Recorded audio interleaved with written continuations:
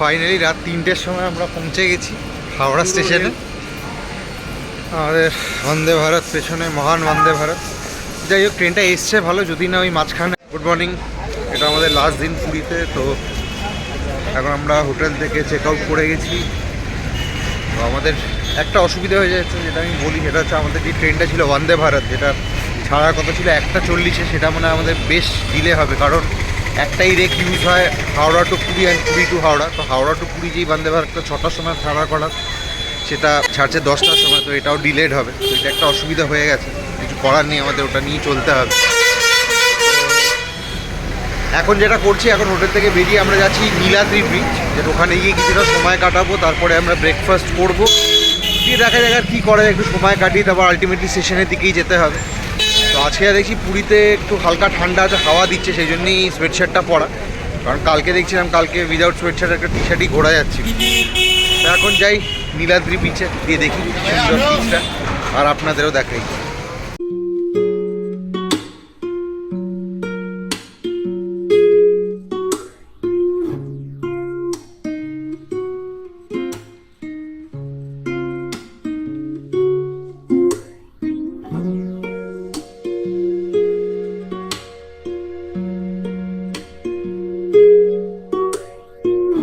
আমরা এখন চলে এসেছি নীলাদ্রি বিচের ভেতরে। বেশ সুন্দর পরিবেশ, সুন্দরভাবে সাজানো, সব কিছু ব্যবস্থাও আছে। মানে কেউ যদি ওয়াশরুম ইউজ করতে যায়, ওয়াশরুমও ইউজ করা যায়। তাও কিছু লোককে দেখছি যে এখানে সেই রুলটা পালন করছে না, যেখানে পারছে তাদেরকে মুক্ত করে দিচ্ছে তারা। তো যাই হোক, কিছু বলার নেই, এই আমাদের দেশ। তো বেশ ভালো পরিবেশ, অনেক লোকে এখানে স্নান করতেও আসে, যেহেতু বিচটা খুব পরিষ্কার। তো এখন সকালবেলা যেরকম ঠান্ডা লাগছিল, এখানে এখন এসে বেশ গরম লাগছে এখন। তো হয়তো সোয়েটশার্টটা খুলে ফেলতে হবে। তো এখন একটুখানি সময় কাটাই, একটু যাই, ছবি টবি তুলি, দিয়ে তারপর ব্রেকফাস্ট করতে যাবো এখান থেকে। তো সৌরভ, মন খারাপ না মন ভালো আছে এখন? না, মন তো একটু খারাপই লাগছে, এবার বেরিয়ে করতে হবে। সেটাই, আর একটা চিন্তা হয়ে গেল ট্রেনের এটা একটা টেনশন হয়ে গেল। কারণ কালকে ফিরে আবার অফিসেও যেতে হবে, এটা একটা বড় চিন্তা। না হলে তো যখনই পৌঁছি কোনো ব্যাপার ছিল না, একটু সময়ও পেতাম আমরা পুরী। যাই হোক, বেশ ভালো। এই বিচটাই পুরো কন্টিনিউয়েশনে রয়েছে, বাট এটা একটা আলাদা করে ওরা বানিয়েছে। আমার যতদূর মনে হয় এটাই ব্লু ফ্ল্যাগ বিচ, যদিও আলাদা করে কোথাও মেনশন করা নেই। আমার যতদূর মনে হয় এটাই হবে।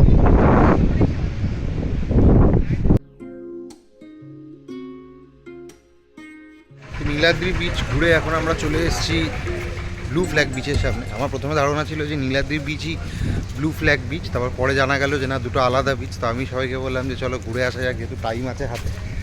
তো এখন আমরা চলে এসেছি, সামনে ঢুকবো। ওনার এন্ট্রি টিকিট আছে ব্লু ফ্ল্যাগ বিচে। আর ব্লু ফ্ল্যাগ বিচের আমি যতদূর জানি যে কিছু স্পেসিফিক ক্রাইটেরিয়া থাকে, তবেই সেই বিচটা ব্লু ফ্ল্যাগের একটা তকমা পায়। তো দেখা যায় কতটা ভালো, আশা করছি ভালোই হবে, পরিষ্কার হবে।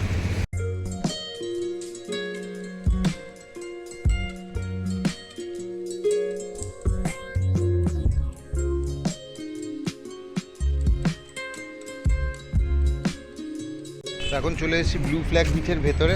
বেশ সুন্দর, নীলাদ্রি বিচটাও ভালো ছিল, এটা একটু সুন্দর, ভালো, বেশ অর্গানাইজভাবে অনেক কিছু চেয়ার পাতা রয়েছে। তো এখানে এন্ট্রি টিকিট, যে নর্মাল এন্ট্রি টিকিট ধরা হয় তাহলে 20 টাকা করে। আর আদারওয়াইজ অনেক কিছু আছে, যদি কেউ বসতে চায় তাহলে তার 20 টাকা করে আলাদা। যদি কেউ ছাতার মাথায় নিয়ে বসতে চায় তাহলে 50 টাকা, এরকমভাবে টিকিট রয়েছে। তো দেখি কী করা যায়, ইচ্ছা আছে কিছুক্ষণ সময় কাটানোর এখানে। বেশ সুন্দরভাবে, একদম ওয়েল মেনটেন। নীলাদ্রিটা ফ্রি ছিল, বাট এটা দেখছি টিকিট রয়েছে বলে আরও সুন্দরভাবে মেনটেন, একদম পরিষ্কার। আর যেটা আমি বলছিলাম যে ব্লু ফ্ল্যাগকে তকমা পেতে গেলে অনেক কটা ক্রাইটেরিয়া থাকে, সেগুলো না পূরণ হলে হবে না।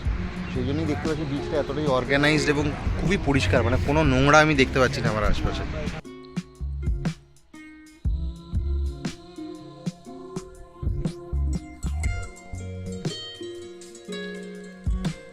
যাক, বিশ্বজিৎদার সঙ্গে রয়েছে। বিশ্বজিৎদা, কেমন লাগলো ব্লু ফ্ল্যাগ বিচে এসে? প্রথমবার এলে তাই তো?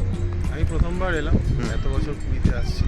খুব ভালো লাগলো, সুন্দর সাজানো গোছানো, মেনটেন। আর এটা বেশ নতুন হয়েছে, সবাই আসছে, সেই জন্যই আরও আসা। বেশ ভালো, সিটিং এরিয়া আছে, সব কিছু আলাদা ব্যবস্থা আছে। হ্যাঁ, মানে ভালো মেনটেনটা ভালো করেছে। যা চার্জ নিচ্ছে, মিনিমাম চার্জ ঠিকই আছে, ভালোই আছে। যাই হোক, এখানে কিছুক্ষণ সময় কাটিয়ে তাহলে বেরিয়ে যাবো। বেশি কিছু করার নেই, কারণ যদি স্নান করার থাকতো তাহলে হয়তো আরও অনেকটা সময় আমাদের লাগতো, যেহেতু সেই প্ল্যানটা নেই করার। তো সেই জন্যে বেশিক্ষণ আর থেকে লাভ নেই। খেয়ে আমরা ব্রেকফাস্ট করবো এবার। সৌরভের অলরেডি মনে হয় খিদে পেয়ে গেছে, বোধহয় বলতে পারছে না। যাই হোক,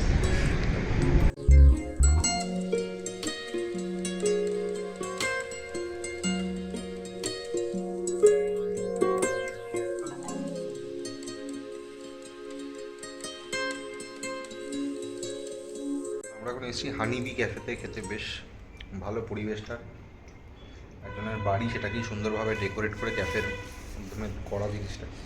বেশ ভালো অ্যাম্বিয়েন্সটা, খুব শান্ত পরিবেশ। এখন লোকজনে কেউ নেই, আমরাই শুধু আছি।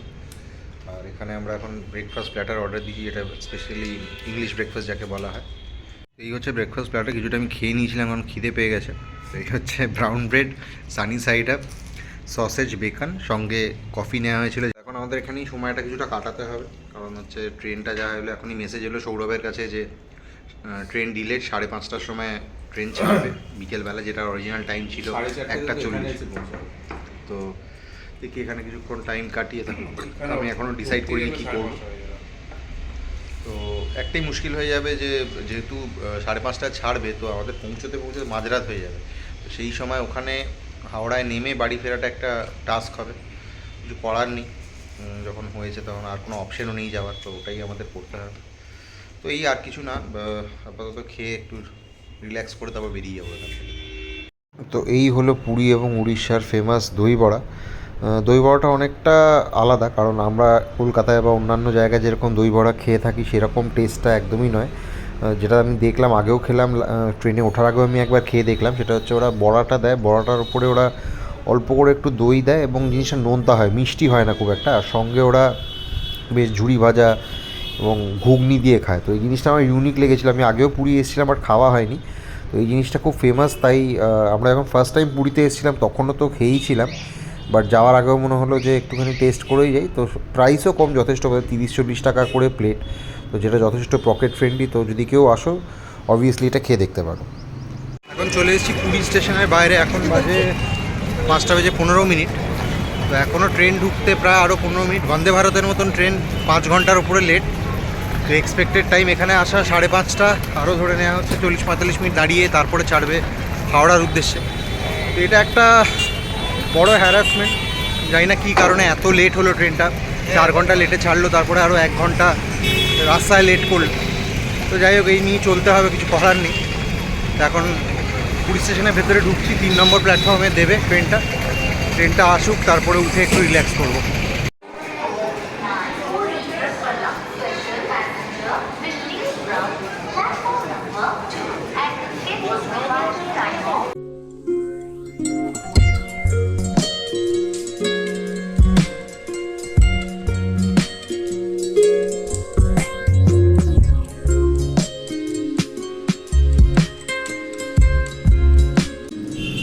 তো এই আমরা উঠছি বন্দে ভারতে। আমার ফার্স্ট টাইম বন্দে ভারতের এক্সপিরিয়েন্স। তো যেহেতু প্রিমিয়াম ট্রেন, আমারও এক্সাইটমেন্ট ছিল যাওয়ার।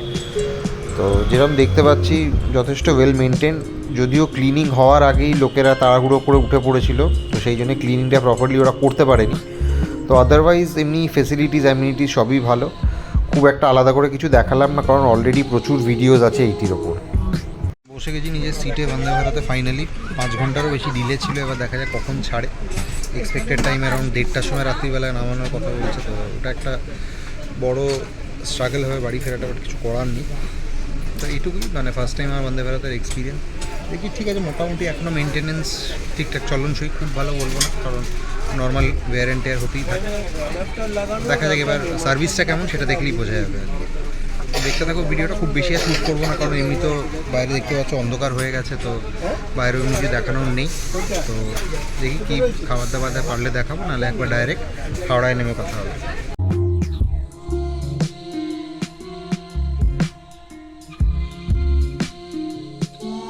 ট্রেন এখন ছেড়ে দিয়েছে এবং স্পিডও নিয়ে নিয়েছে, মোটামুটি 110 কিলোমিটার স্পিডে যাচ্ছে। তো ভালো, অ্যাক্সিলারেশনও ভালো, স্মুথ। ফার্স্ট টাইম আমার জার্নি বলে দেখছি বেশ অ্যাক্সিলারেশনটা বেশ স্মুথ। বাট দেখা যাক কখন পৌঁছোয়। এটাই চাইবো যে নির্বিঘ্নে পৌঁছে যাক, কারণ মাঝখানে যদি কোনো হল্ট দিয়ে দেয় বা কোথাও দাঁড়িয়ে দেয় তাহলে আরও ডিলে হবে। যতটা তাড়াতাড়ি চাইছি হাওড়া পৌঁছে যাক। একটু পরেই হয়তো ডিনার দেবে, কারণ আমার আইডিয়া ছিল যে বিকেলে হয়তো প্রথমে ইভিনিং স্ন্যাক্স দেবে, তারপরে ডিনার দেবে, বাট সেটা মনে হয় না হবে। দেখা যাক কী দেয়। যেটা দেখে ভালোও লাগলো সেটা হচ্ছে যে আমাদের এখন সন্ধ্যে 6:15 বাজে, তো এই সময় এখন লাঞ্চ দেওয়া হয়েছে, কারণ লাঞ্চটা আমাদের দুপুরের গেলে অলরেডি ইনক্লুডেড ছিল। এরপর ওটা একটা স্ন্যাক্স দেবে, তারপরে রাত্রিবেলায় আবার ডিনারও দেবে। তো দেখা যাক, অল্প করে আমরা খেয়েই নিই, তো দেখি কী দিয়েছে লাঞ্চে। কিছু দিয়েছে। দেখ সৌরভ, তুই খুশি তো লাঞ্চ? হ্যাঁ, দেখ মনে হচ্ছে একটা কম্পেনসেট করেছে আমাদের রেলওয়েজ, তাই না? দিয়েছে খাবার, এখানে চিকেন রয়েছে আর ডাল, এটা হচ্ছে জিরা রাইস দেখে মনে হচ্ছে। এখানে একটা সবজি দিয়েছে আলু আর মটরে, পরোটা, আর এটা দই। যাই হোক, ভালোই দিয়েছে, খেয়ে দেখা যাক এবার। এক ট্রেন এখন দাঁড়িয়ে আছে খুর্দা রোডে, প্রথম স্টপেজ। এই যে দরজাটা অটোমেটিক্যালি বন্ধ হয়ে যায়, তো যদি কেউ ভুল করে নেমে পড়ে ট্রেন দরজা বন্ধ হয় তাহলে অসুবিধা হবে। তো এই হলো বন্দে ভারতের অটোমেটিক ডোর, সেন্সর লাগানো আছে তো অটোমেটিক খুলে যায়। তো এখনও খুব ভালো করে চলছে এবং স্টাফ যথেষ্ট ভালো, সঙ্গে সঙ্গে ক্লিনিং এবং যে সার্ভিসটা ওভারঅল ভালো ছিল। যে খাওয়া দাওয়া হয়ে গেল, খাবারের টেস্ট মোটামুটি খারাপ না, যেরকম স্ট্যান্ডার্ড ইন্ডিয়ান রেলওয়েজে হয় অনেকটাই তাই। সঙ্গে এখন অ্যাডিশনাল চলে এসেছে ভ্যানিলা আইসক্রিম। একটা ছোট্ট ইনফরমেশন দিয়ে দিই, যে আমি যেটা বললাম একটু আগে, যে আমাদের লাঞ্চ, স্ন্যাক্স আর ডিনার তিনটেই দেওয়া হবে। এর সঙ্গে একটা ছোট্ট ডিসক্লেমার আছে যে নর্মালি দেওয়া হয় না, নর্মালি হয়তো সকালে ছাড়ে, তো না সরি, এটা হচ্ছে বিকেল দুপুরবেলায় ছাড়ে। তো দুপুরবেলা হচ্ছে লাঞ্চ আর ডিনারটা মনে হয়, ডিনার দেয় কিনা জানা নেই। তো যাই হোক, যদি কিছু এদিক ওদিক হয় একটু দেখে নেবেন। তিনটে সবসময় দেয় বলে আমার জানা নেই, দুটো দেয়, তিনটে দিচ্ছে। এটা অ্যাডিশন, এটা আমরা ধরে নিচ্ছি as a mode of compensation, যে আমরা অ্যাটলিস্ট 5 ঘন্টা দেরি করে উঠেছি, তো সেটা ধরে নিয়েছি।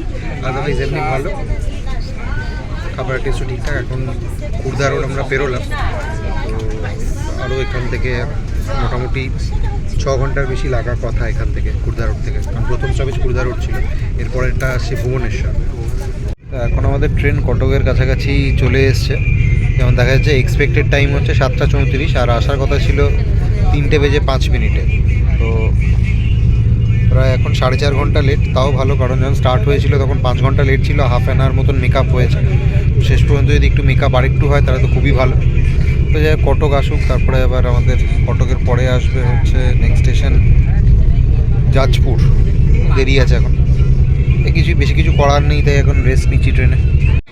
দেখতে দেখতে এখন একটা স্ন্যাক্সও দিয়ে গেল, এর মধ্যে বেশ কিছু রয়েছে। একটা কেক আছে, ওটা ডায়েট চিড়ে আছে হেলথ কনসিয়াস লোকেদের জন্য। একটা জুস আছে রিয়েলের, আপেল জুস যা দেখছি। সঙ্গে এটা হচ্ছে চায়ের একটা কিট, জিঞ্জার টিয়ের, টমেটো কেচাপ, কারণ এর সঙ্গে একটা কচুরি দিয়েছে, কচুরিটা খাওয়ার জন্য। গরম ভালো আছে, বাট এই মুহূর্তে আমার খেতে ইচ্ছা করছে না, কারণ জাস্ট আমি লাঞ্চটা করে এলাম। এবার এটা খেয়ে নিলে এখন ডিনার করতে ইচ্ছা করবে না। তুমি কিছু খাবে এখন? চা খাবে? চা খেয়ে অম্বল না হয়ে যায়, ওটা এমনি দুধ ছাড়া খাও তাহলে ভালো লাগবে। আর সৌরভ কী খাবি এখন? আমার কফি পড়েছে, কফিটাই বানিয়ে খা, আর সঙ্গে ডায়েট চিড়েটা পারলেও খেয়ে নে একদম।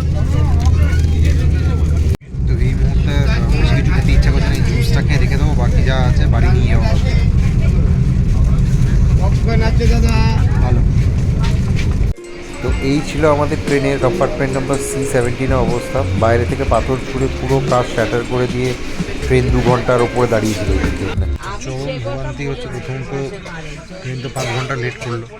এবার বালেশ্বরের আগে এসে প্রায় 35 কিলোমিটার দূরে আমরা আছি, তো এখানে অলমোস্ট লাস্ট 2 ঘন্টা ধরে দাঁড়িয়ে রয়েছে। দেখলাম আমরা হচ্ছে C5-এ, C17-এ একটা কোচে কাঁচ ভেঙে গেছে, তো এবার পাথর মেরে ভাঙা হয়েছে নাকি অন্য কোনো কারণে ভেঙেছে সেটা এখনও ক্লিয়ার নয়। সঙ্গে ব্রেকেও কিছু প্রবলেম হচ্ছে, সেটা এখনও সারিয়ে উঠতে পারেনি। এবার চরম ভোগান্তি হচ্ছে, কখন ছাড়বে ট্রেন বোঝা মুশকিল। ছাড়াটাও খুব জরুরি, কারণ এতগুলো মানুষ সবাই বসে রয়েছে এখনও অবধি অধীর আগ্রহে যে কখন তারা বাড়ি ফিরতে পারবে। তো যাই হোক, মানে জার্নিটা খুব একটা সুখকর হলো না। খুব আশা নিয়ে ছিলাম যে বন্দে ভারতের জার্নিটা খুব ভালো হবে, বাট সেটা হলো না। আগে তাহলে এখন পৌঁছোই জাস্ট একটা আপডেট দিয়ে দিলাম, কারণ মানে অনেকক্ষণ টাইম লাগছে আর কি। তো দেখি কখন হাওড়া পৌঁছোয়, তারপরে জানাবো। তো ফাইনালি রাত 3টের সময় আমরা পৌঁছে গেছি হাওড়া স্টেশনে। আমাদের বন্দে ভারত পেছনে, মহান বন্দে ভারত। যাই হোক, ট্রেনটা এসছে ভালো, যদি না ওই মাঝখানে ইনস্ট্যান্সটা হতো তাহলে 2-2.5 ঘন্টা আগেই পৌঁছে যেতাম। যাই এখন তাড়াতাড়ি বাড়ি ফিরতে হবে, দেখি কি পাওয়া যায়। তো ভিডিওটা লম্বা করছি না, ভিডিওটা এখানেই এন্ড করছি। So if you like this video please like share and subscribe to my channel. এই যে বিশ্বজিৎ দা, এই যে সৌরভ, অত পরের ট্রিপে আবার এদের সঙ্গে দেখা হবে। তো টাটা।